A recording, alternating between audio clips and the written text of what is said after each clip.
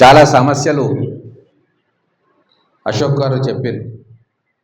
దాంట్లో ఖచ్చితంగా కొన్ని సమస్యలను ఇక్కడనే మనం పరిష్కారం చేసుకునే అవకాశం ఉంది. దాని మీద మేము కసరత్తు చేస్తూ ఉన్నాం. సురేందర్ రెడ్డి గారికి ఆ బాధ్యత అప్పచెప్పడం జరిగింది. వారు మీ నాయకులతో కూడా మాట్లాడుతూ ఉన్నారు. అలాగే ఇక్కడికి వచ్చిన తర్వాత జర్నలిస్ట్ కుటుంబాల బాధలు చాలా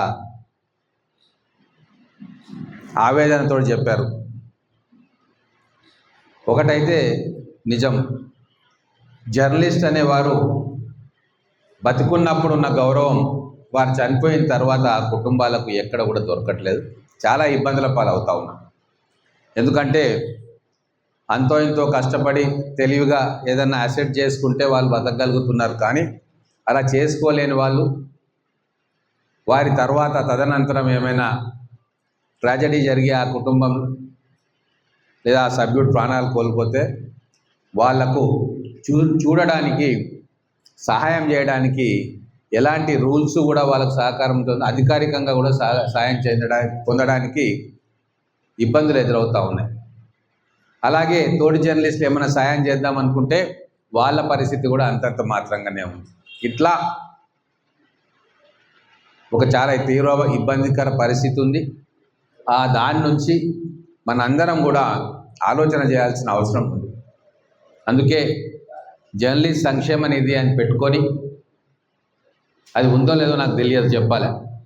ఉందా అశోక్ గారు? అది కాదు, ప్రభుత్వంది వేరుగా. అంటే మనము ఇక్కడ ఉన్న ఎట్లయితే ₹1,00,000 నేను విద్యానిధికి ప్రతి నెల కూడా ఇవ్వాలని నిర్ణయం తీసుకొని ఇస్తూ వస్తున్నానో, జర్నలిస్ట్ సంక్షేమ నిధి కూడా ₹1,00,000 నా తరఫు ఎవ్రీ మంత్ ఇస్తాను. ఎందుకు అంటే దీంట్లో ఉన్న వాళ్ళు ఉన్నారు, లేని వాళ్ళు ఉన్నారు. సడన్గా ఏమన్నా ఇబ్బంది అయి చనిపోతే ఎంతో కొంత వాళ్ళకు సహాయం చేయడానికి ఎంతో కొంత నిధిని మనం ఖచ్చితంగా చేసుకోవాలి. నా వంతు కృషిగా, మీ బాధలు తెలిసిన వ్యక్తిగా, మీరు పడుతున్న కష్టాలు ఇవన్నీ చూసిన వ్యక్తిగా చిన్న ఉడత సహాయం కాదు, మానవతా కోణంలో ఆ కుటుంబానికి ఇబ్బంది కలగకుండా, వాళ్ళు అక్కడ ఇక్కడ చేయి చాచకుండా ఆ విపత్కర సమయంలో ఎంతో కొంత మానసిక స్థైర్యాన్ని ఇచ్చే విధంగా ఆ నిధిని ఏర్పాటు చేసుకొని, దాని పక్కాగా రాజకీయాలకు అతీతంగా సీనియర్ మోస్ట్ జర్నలిస్టులు అందరికీ ఆమోదయోగ్యమైన వ్యక్తులను దానికి నిర్వహణ కోసం వాళ్ళని పెట్టుకొని ప్రతి నెల కూడా ఎట్లా ఉంటుంది ఏముంటుంది అని చేసి మీరు దాన్ని ఇప్పటి నుంచే మొదలు పెడితే ఖచ్చితంగా అది పెద్ద రాశి అవుతుంది. ఒకరు దాన్ని కంట్రిబ్యూట్ చేస్తూ ఉంటే ఖచ్చితంగా మీ నెట్వర్క్లో చాలామంది ఉంటారు, బిజినెస్ మెన్లు ఉంటారు, రాజకీయ నాయకులు ఉంటారు. ఏదో సందర్భంలో వాళ్ళని కూడా కొద్దిగా కంట్రిబ్యూట్ చేయమంటే 100% కొద్దో గొప్ప ఆసరాగా మిగులుతుంది అది. కాబట్టి ఈ మార్చ్ 1 నుంచి ఫస్ట్ ₹1,00,000 నేనే ఇస్తాను నిధికి. అట్లా ఎవ్రీ మంత్ ఇస్తా. కాబట్టి నా వంతు సహకారం అది. మిగతా కూడా ఇంట్రెస్ట్ ఉన్న వాళ్ళు ఎవరైనా ఉంటే ఎవ్రీ మంత్ ఇవ్వకున్నా అప్పుడో ఏదో కొద్దిగా దాంట్లో వేస్తూ ఉంటే రాశి పెరుగుతూ ఉంటే కేవలం అది చనిపోయిన వ్యక్తులకు ఇమ్మీడియట్గా బాసటగా నిలవడానికి మీ తరఫున ప్రేమపూర్వకమైన బాధ్యతాపూర్వకమైన ఒక వితరణలాగా ఉండాలి తప్ప దాంతో ఏమో అవుతుందని కూడా నేనేం అనట్లే. కనీసం ఆ ద్వారానన్నా ఆ చనిపోయిన జర్నలిస్ట్ కుటుంబానికి మీ యొక్క సానుభూతిని, సహకారాన్ని మేము ఉన్నామని తెలియజేసే ఒక ఉదాహరణగా అది నిలిచిపోతుంది. సో దాన్ని మనం మొదలు పెట్టుకుందాం. తర్వాత ఖచ్చితంగా ఈ అసెంబ్లీ సమావేశంలో మీ అక్రిడిషన్ సమస్య కానీ, ఇండ్ల సమస్య కానీ, మీరు 3-4 వస్తే మన INPR మినిస్టర్ ఇప్పుడు పొంగులేటి శ్రీనివాసరెడ్డి గారు ఉన్నారు, వారి దగ్గర కూర్చోబెట్టి మీ సమస్యలు ప్రత్యక్షంగా మహబూబ్ నగర్కి సంబంధించిన సమస్యలు ఏమున్నాయి వాటిని మీరు చెప్పుకునే విధంగా నేను ఏర్పాటు చేయిస్తా.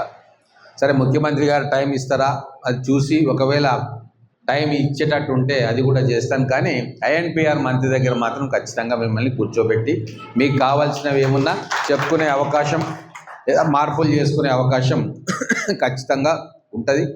అలాగే ఈ ప్రెస్ క్లబ్ నిర్వహణలో కూడా ఏదైనా ఇంకేమైనా డెవలప్మెంట్ కార్యక్రమాలు ఉన్నా కూడా అది మా దృష్టికి తీసుకొస్తే 100% దాన్ని కూడా పూర్తి చేసే కార్యక్రమం చేస్తాం. గతంలో వాటర్ ఫిల్టర్ అడిగితే ఇమ్మీడియట్గా పెట్టించినాం. ఇంకా ఏదో అడిగినట్టున్నారు, ట్యాక్స్ది కూడా నేను కమిషనర్ గారితో మాట్లాడాను. ఇక్కడ మేయర్ గారు ఉన్నారు, డిప్యూటీ మేయర్ గారు ఉన్నారు. దాన్ని టేకప్ చేసి ఈ బిల్డింగ్కి ట్యాక్స్ ఎగ్జామ్షన్ ఆల్రెడీ ఉన్నాయి కదా, మీకు గతంలో వేరే దగ్గర ఎగ్జామ్షన్ ఉన్నట్టుగా డాక్యుమెంట్స్ కూడా ఉన్నాయి. అవి ఒకసారి వీరికి ఇస్తే వారు రివ్యూ మీటింగ్లో కూర్చొని దీన్ని దాంట్లోకి వెళ్ళి తీసేయమని కూడా చెప్పడం జరిగింది. మీకు అండగా ఉండడానికి నేను సిద్ధంగా ఉన్నా. అయితే ఇక్కడ మాకు కూడా కొన్ని ఇబ్బందులు వస్తూ ఉన్నాయి. 24/7 నాకైతే ఇంతకుముందు సురేందర్ రెడ్డి గారు అన్నారు, తెచ్చి మహబూబ్నగర్ గడ్డ మీద పెట్టేదే ఉంటుంది తప్ప ఇక్కడ నుంచి తీసుకుపోయేది ఉండదు. గతంలో కూడా అదే పని చేస్తాను, ఇప్పుడు కూడా అదే పని చేస్తూ ఉన్నాను. కాకపోతే అనుకున్న పని చేయలేదో, లేకుంటే నాకు గౌరవం ఇవ్వలేదో అని ఏదో చిన్న సాకుతోటి పాలకుండలో విషం చుక్క చేసే ప్రయత్నం కొందరు చేస్తూ ఉన్నారు. మాకు తెలుస్తూ ఉంది ఎవరు అనేది తెలుసు, కానీ ఏమంటాం, స్వేచ్ఛ కదా, అర్థం చేసుకుంటారు అనుకుంటున్నాం. అర్థం చేసుకోండి, తప్పు రాతలు రాస్తాం. నేను ఒకటే చెప్తా ఉన్నా, ఎమ్మెల్యే స్థాయిలో కానీ పెద్ద విషయాలలో మీరు ఒకసారి కన్ఫర్మ్ చేసుకోండి దయచేసి. ఇది జర్నలిస్ట్గా మీ బాధ్యత. ఏది ఉన్నా కూడా ఒకసారి కన్ఫర్మ్ చేసుకొని ఇది కరెక్టా కాదా అని నీ వర్షన్ ఇవ్వండి, వీళ్ళ వర్షన్ ఇవ్వండి. ఇది జర్నలిస్టిక్ సిద్ధాంతం. అది కాకుండా మీరు జర్నలిస్ట్ కానే కారు. ప్రత్యక్ష ఉదాహరణ, మొన్న ఒక వ్యక్తిని, అంటే మీరు క్యారెక్టర్ అసాసినేషన్ ఎట్లా చేస్తున్నారంటే కోపంతో చేస్తున్నారా, ప్రేమతో చేస్తున్నారా, ఒక వ్యక్తిని టోటల్గా అసాసినేషన్ చేసేసారు క్యారెక్టర్ది. ఒక అరెస్ట్ అయ్యిండు అని వార్త రాసి మీరు అనుకుంటున్నారు హెల్ప్ చేసినామని. కాదు, జీవితకాలంలో మాయని మచ్చని ఆయన మీద రుద్దేశం కాలేదు. అక్కడ అందరు అక్కడనే ఉన్నారు, ఎమ్మెల్యేలు అక్కడనే ఉన్నారు, ఇన్ఛార్జీలు అక్కడనే ఉన్నారు. ఫోటో కూడా పెట్టి, హోటల్ ఫోటో పెట్టి శంషాబాద్ పోలీస్ స్టేషన్ అని చెప్పి హెడ్లైన్లో మెయిన్ పత్రికలో రాస్తే ఆ కుటుంబం ఏం కావాలి? అంటే మీరు హెల్ప్ చేసిండ్రా, లేకుంటే పర్మనెంట్గా ఒక ముద్ర వేసిండ్రా? అంటే గంతా కూడా సోగి లేకుండా రాస్తే ఎట్లా? అప్పటికి కాలేదు, మాతోటే ఉన్నారు అని చెప్పి వచ్చినాక కూడా మళ్ళీ ఒక మెయిన్ లైన్ పత్రికలో హెడ్లైన్స్లో వస్తే ఏమనాలి? ఇది బాధ్యతాయుతమైన జర్నలిజమా? సిగ్గుపడాలి అటువంటి పాత్రికేయులు. మీరు కూడా దాన్ని మీ సీరియస్గా అడగాలి, ఎందుకు ఇట్లా చేస్తూ ఉన్నారు అని. ఎవరికి నష్టం జరిగింది దాంతో? ఒక వ్యక్తిని అరెస్ట్ కాకుండానే అరెస్ట్ చేసినామని చెప్పి మొత్తం దేశమంతా ప్రచారం చేస్తే ఎవరికి నష్టం? ఆ అరెస్టు కాపాడని ప్రచారం చేసిన వ్యక్తికే నష్టం వస్తుంది తప్ప మిగతా వ్యవస్థ పోలీసు వాళ్ళకి ఏమైనా నష్టమా? రోజు 100 మందిని అరెస్ట్ చేస్తారు. అంటే అంత కామన్ సెన్స్ కూడా లేకుండా జర్నలిజాన్ని మీరు ఎట్లా కొనసాగిస్తూ ఉన్నారు ఈ మహబూబ్ నగర్? అందుకే దయచేసి నేను చెప్తా ఉన్నా, సామాజిక వర్గాలుగా విడిపోతారు, రకరకాలుగా విడిపోతారు. ఎందుకు? ప్రజాసేవలో ఉన్నాం మనం. తప్పు జరిగితే ఖచ్చితంగా తప్పు జరిగిందని చెప్పాలి. హాస్పిటల్లో ఫెసిలిటీస్ లేవు అంటే రాయాలి, లేదు అధికారుల్లో అవినీతి పెరిగింది అంటే రాయాలి. కానీ వ్యక్తిత్వ పరంగా ఎవరి మీద అయినా రాసేటప్పుడు ఒక్కసారి కన్ఫర్మేషన్ చేసుకుని తర్వాత మీ ఇష్టం ఉన్నది రాయండి. గంట కసేందుకే నాకు అర్థం కాదు, మనుషుల మీద నాకు అర్థం కాదు. అంటే దానికోసమే మనం ఉన్నామా? ఇప్పుడు ఒకటి, ఇక నేను బయటికి దొవ్వాలంటే చాలా ఉంటాయి. 100 మందిలో ఒక 5-6 మంది తప్పులు చేసుకుంటూ అందరినీ బాధ పెడుతూ 95 మంది నిజాయితీ మీద మచ్చబడేటట్టుగా చేస్తూ ఉన్నారు. మరి ఎవరు వాళ్ళని ఆ 5 మందిని ఆపే బాధ్యత ఎవరిది? 95 మంది. రాజకీయ నాయకులకు ఫరకే పడదు. దీంతో ఓట్లు వచ్చేది లేదు, పోయేది లేదు. ప్రభుత్వ పనితీరును బట్టి, ఎమ్మెల్యే పనితీరును బట్టి ఖచ్చితంగా 50% ఓట్లు వస్తే బ్రహ్మాండమైన మెజారిటీతో గెలుస్తాం. ఎట్లాగో అధికార పార్టీకి ఒక 30% యాంటీ ఇన్కంబెన్సీ ఉంటుంది. చరిత్రలో ఏది చూసినా రూలింగ్ పార్టీకి ప్రతిపక్షము ప్రధానం, అధికార పక్షం అది, ప్రతిపక్షానికి 30% వస్తూనే ఉంటాయి. మీరు ఎన్ని రాతలు రాసినా 30%లో ఉంటాయి. మేము ఎన్ని మంచి పనులు చేస్తే ఆ 45-50%లో మేము వస్తాం. కాబట్టే ఓపెన్ మైండ్ తోటి ఉండండి దయచేసి. జర్నలిజం పవిత్రమైన వృత్తి. డాక్టర్, జర్నలిస్ట్ ఒకరేమో సమాజానికి వైద్యం చేసేవారు, ఒకరేమో శరీరానికి వైద్యం చేసేవారు. మీ భావావేశాలకో, ఎవరో ప్రోద్బలంతోటో లేదా ఇట్లా చెప్తే ఆయన బాధపడితే నాకు సంతోషం అవుతుందనో ఇవన్నీ రాస్తే కన్న తల్లిని అమ్ముకున్నట్టు. నిజాలుంటే నిర్భయంగా చెప్పండి, క్లారిఫికేషన్ తీసుకోండి. ఏమైనా ఇబ్బంది అయితే ఇట్లా అనుకుంటున్నామో ఎందుకు లేదో అని అడగండి, ఇంటర్వ్యూలు తీసుకోండి. కానీ ఇట్లా చేస్తే వింటరు, ఇట్లా చేస్తే భయపడి ఎవరికి భయపడి చిన్న పిల్లగాడు కూడా ఏమైనా ఎక్కువ తక్కువ చేస్తే తిరగబడతాం. దయచేసి ఆ పరిస్థితి రాకండి. నేను కొంతమంది గురించే మాట్లాడుతూ ఉన్నా. అందరి వాళ్ళు ఎవరో కూడా అందరికి తెలుసు సమాజానికి. నేను సిన్సియర్గా ప్రజలకు సేవ చేయడానికి వచ్చినాం. నేను కానీ మా మేయర్ గారు కానీ ఉన్న డిప్యూటీ మేయర్ గారు కానీ ఏ రోజు కూడా ఎవరిని కూడా ఆశించి మేము రాజకీయాలకు రాలేదు. వీలైతే లక్షల రూపాయలు ఖర్చు పెట్టడానికే సిద్ధంగా ఉన్నాం. ఆస్తులు పోయినాయి, కొద్దిపాటి ఆస్తులు ఉన్నాయి, అవి కూడా ఖర్చు పెట్టడానికనే సిద్ధంగా ఉన్నాం. మేము ఏం చేస్తామో, హైదరాబాద్లో ఎవరిని గివ్లాడతామో, ఏం వ్యాపారం చేస్తామో మేము లెక్క ఇస్తాం. మార్చి 31కు విద్యానిధిలా కాకుండా ఎన్ని కోట్ల రూపాయలు నేను తీసుకొచ్చి పెట్టిన ఖర్చు ఎవరి కోసం పెడుతున్నా? ఎస్సీ, ఎస్టీ, బీసీ, మైనార్టీ పిల్లలే కదా.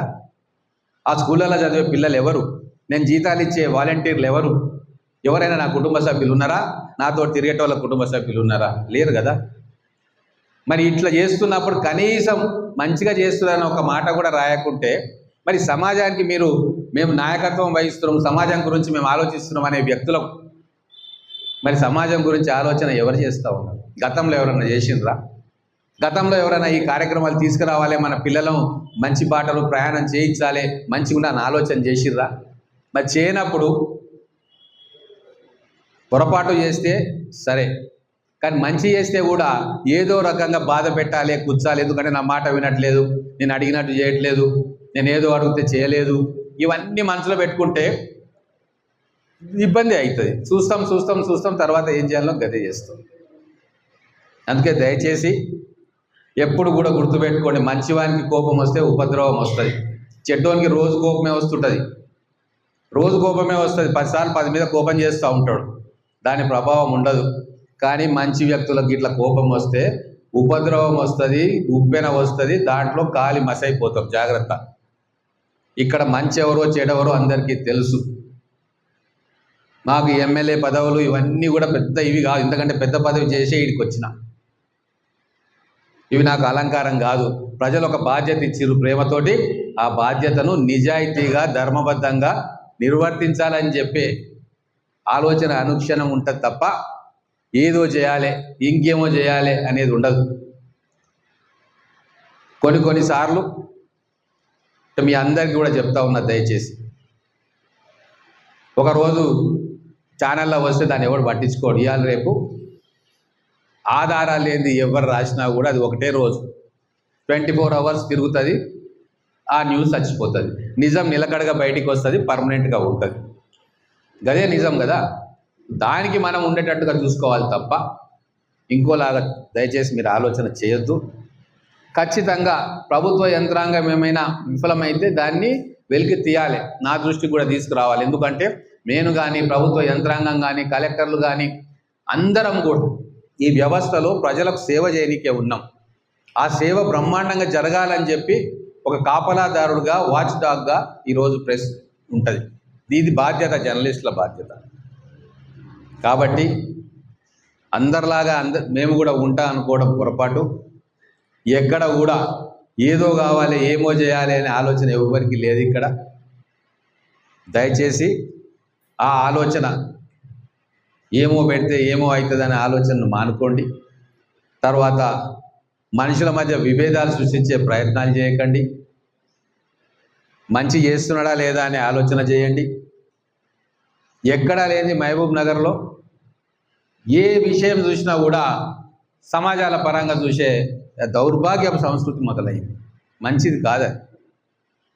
కలెక్టర్ ఏదైనా పని చేసేటప్పుడు కులాలు చూడరు, ముఖ్యమంత్రి గారు చేసేటప్పుడు కులాలు చూడరు, ఒక ఎమ్మెల్యే గారు ఏదైనా పని చేస్తే కులాలు చూడరు. రేపు మేయర్ గారు కానీ డిప్యూటీ మేయర్ కానీ ఏదైనా సమాజానికి ఉపయోగపడే పని చేస్తే కులాలు మతాలు చూడరు. మా బాధ్యత సమాజంలోని అన్ని వర్గాల ప్రజలు, ముఖ్యంగా పేద ప్రజలందరూ కూడా వాళ్లకు ప్రభుత్వం నుంచి అందే ప్రతి ఒక్క సహాయం అందజేయాలి. వీలైతే ప్రభుత్వం నుంచి రాని సహాయం కూడా ఆ కుటుంబాలకు చెందాలన్న తాపత్రయమే అధికారంలో ఉన్న వ్యక్తులకు ఉంటుంది తప్ప ప్రతి దాన్ని కూడా కులం కోణంలో, సమాజాల కోణంలో, మతం కోణంలో దయచేసి చూడొద్దు. ఎందుకంటే మీరు ఒక వార్త రాస్తే 100 మంది చదువుతారు, ఆ 100 మంది ఇంకొక 100 మందికి చెప్తారు. లేనిది సమాజాన్ని విచ్ఛిన్నం చేసేది మనమే దానికి కారణభూతులు కావద్దు. పచ్చని మహబూబ్ నగర్, పాలమూరు దీన్ని విభజించి రాజకీయ లబ్ధి కోసమో, స్వలాభం కోసమో, ఇంకో లాభం కోసమో విభజిస్తే నష్టపోయేది పాలమూరు తప్ప వ్యక్తులుగా ఏం నష్టం రాదు. అందరూ కలిసి సోదరభావంతో ఉండి ఒక సమాహారంలాగా, ఒక పూలదండలాగా మనం ఉంటేనే పాలమూరు అభివృద్ధి అవుతుంది. ఆ కోణంలో మీరు అందరూ కూడా దయచేసి ఆలోచన చేయాలి. ప్రభుత్వ పరంగా, ఎమ్మెల్యే పరంగా మీకోసం, మీ హక్కుల కోసం, లేదు మీ బెనిఫిట్స్ కోసం ఎంత దూరమైనా పోవడానికి కూడా నేను సిద్ధంగా ఉన్నా. ఖచ్చితంగా తెలంగాణ ఉద్యమ సమయం నుంచి కూడా చాలామంది మిత్రులు మాతో ఉన్నారు. వాళ్ళేం గొప్పగా ఎదగలే, అట్టనే ఉన్నారు, ఇంకా తగ్గిండ్రు. అటువంటి వాళ్ళ బాధలన్నీ కూడా మెల్లగా అర్థం చేసుకుంటా ఉన్నాం. వీలైనంతగా, మాకు చేతనైనంతగా మీ అందరినీ కూడా సమానమైన దృష్టితో చూసి ఏ కొద్దిగా బాధలు మేము తీర్చినా కూడా అది మా అదృష్టంగా నేను భావిస్తాను.